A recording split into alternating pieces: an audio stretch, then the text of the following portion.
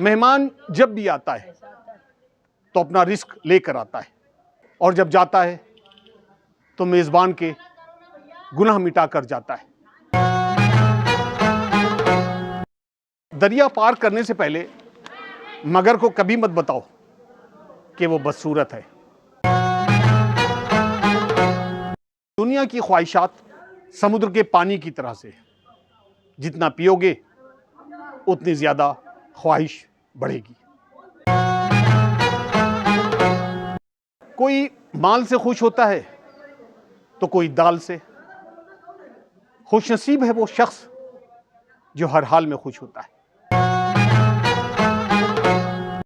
मस्जिद में सीमेंट की बोरी देने के बजाय अगर किसी गरीब को आटे की बोरी दे दी जाए तो वो ज्यादा बेहतर है।